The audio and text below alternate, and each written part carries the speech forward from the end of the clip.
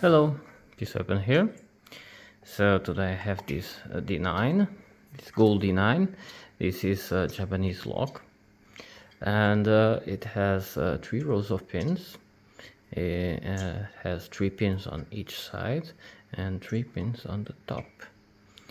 And it's what we call a high pin count lock, although it's actually just 9 pins. It has a really interesting key.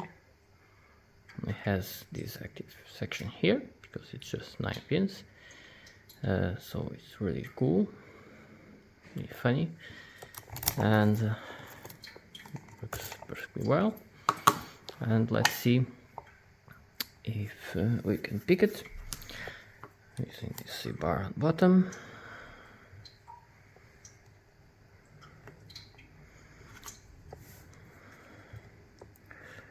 And let's try and pick it.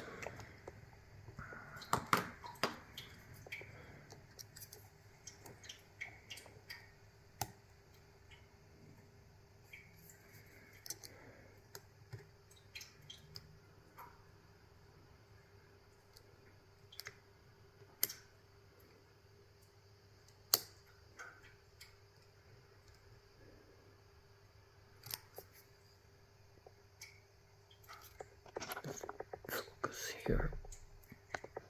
Yeah.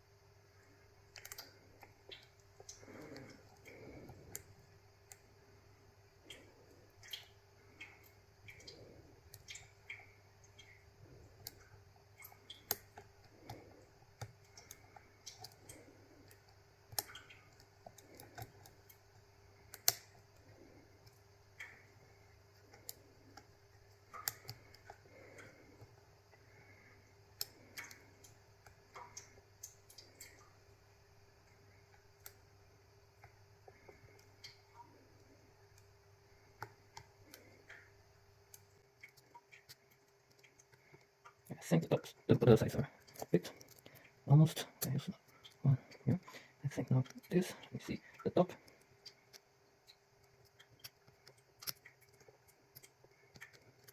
Okay, top I think is okay. Let me check the sides again. Okay, got a really good full set. Let me see. Check the back. I think that one is shooting. Yeah, I think something dropped here. Go back. Yeah, a few things dropped. Have to go back and set them again. Check the top.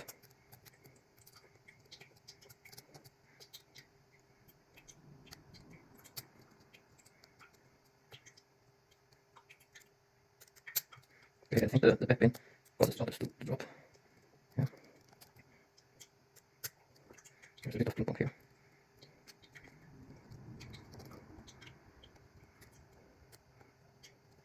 Okay. So I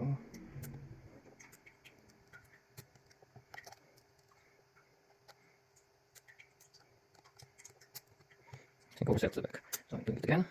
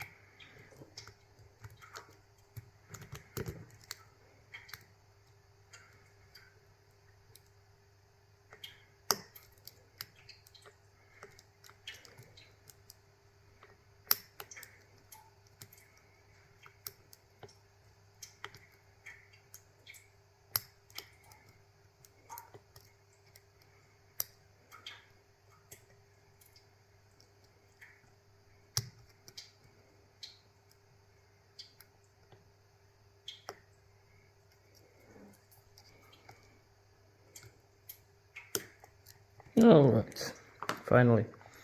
I think I overset a couple of times. I had to restart a couple of times, but yeah, there you go.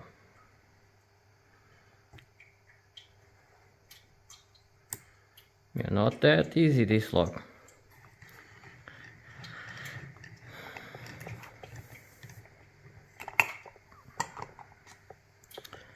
Yeah, so okay, so I used this kind of pick that is not usually hook or flag. This kind of pick is a format that was designed to pick high pin count locks that have pins on the sides and on the top, and even on other directions too, and so it will work as a flag and a hook. And I have this one too, this longer one. These were made by Gravity Karma. Thank you, Gravity Karma, for these. Finally I had the opportunity to try them out and pick with them. They are great.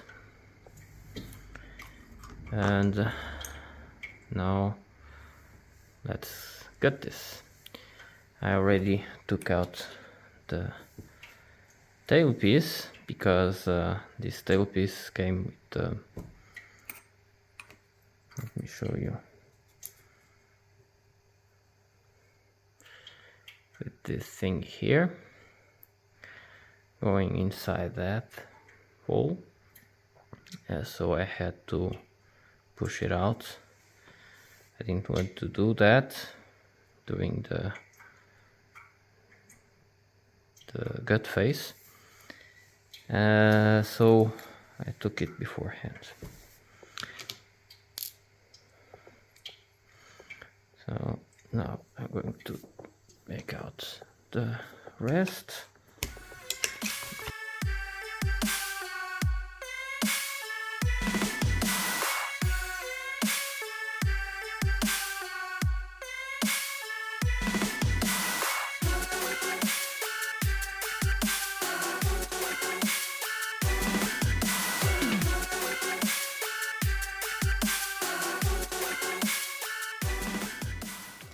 So I have this format that supposedly is an easy get format. I think we could try to get normally, but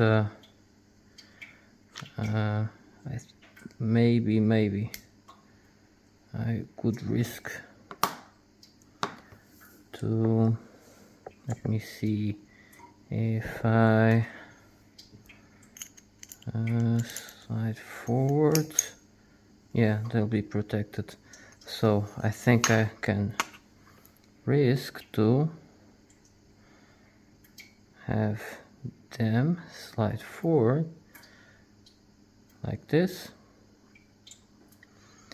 so when they are inside nothing will happen. We'll have no risk of them sliding off. Yeah, so, and so that they slide forward. Let me see.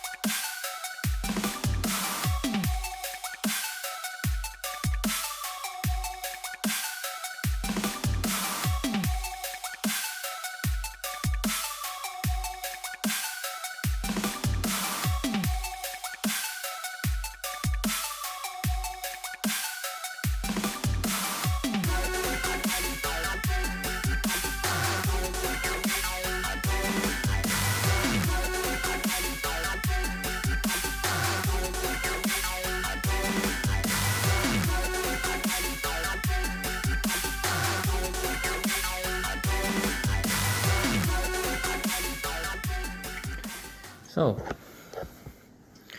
you can see 9 sets of pins, and most of the key pins here. Let me just remove this out, this focus here. So they have a little bevel on the top, these key pins. Some of them will have, let me see one here like this.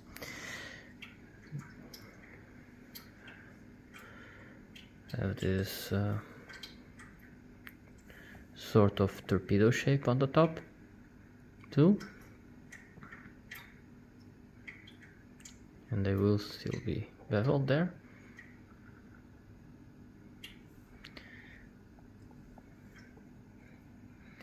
So they are a bit easy to overset. Some don't need to have that torpedo, but they are still quite easy to overset.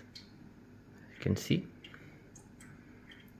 they can get stuck over there.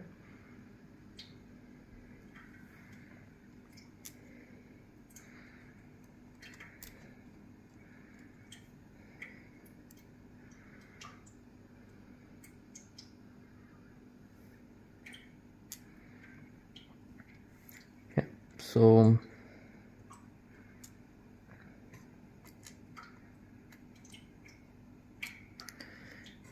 now the top pins, except for maybe, yeah, one, that's this one. This is a standard here.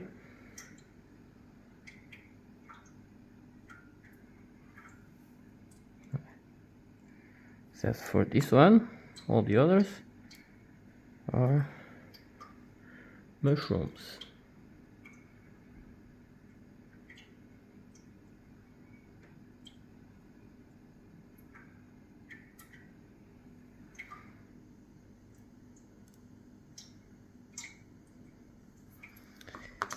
And you can see from the core that they have some undermilling here, where those mushrooms can grab a little bit, just a little bit. Not much, it's not much of a undermilling, not very significant. Most of the time it doesn't really matter much.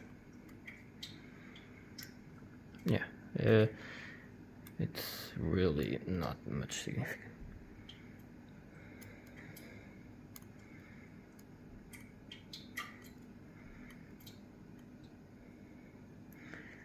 It's almost more like a second overmilling here.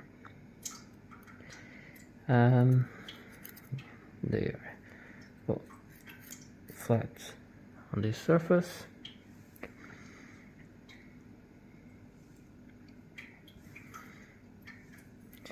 They also have these holes here that are for the ball bearings, along with these springs that go inside here. They will cause the core to stay in the same straight position, even if the pins are all in a small diameter area. For example, in a normal pin tumbler lock, if all the pins are in a small diameter area, at shear line the plug will be wobbly. So to avoid this, and to make it easy for the key to go in without having to try to straighten up the core at the same time that we try to put the key in, the Japanese locks usually have this kind of system. They have these springs here and ball bearings, and these ball bearings will keep the core straight no matter what the pins are and where they are at shear line. Yeah. So not a super easy lock, not the hardest either, but a bit challenging, especially if you are starting with high pin count locks. It's a good one to start. For me, it's one of the first ones I've picked. I've picked before this one Kezo 2000. I'm going to try to pick a few more. Yeah, but it was nice. Pretty interesting feedback too. Not bad feedback. Yeah. Hope you enjoyed it, and thanks for watching.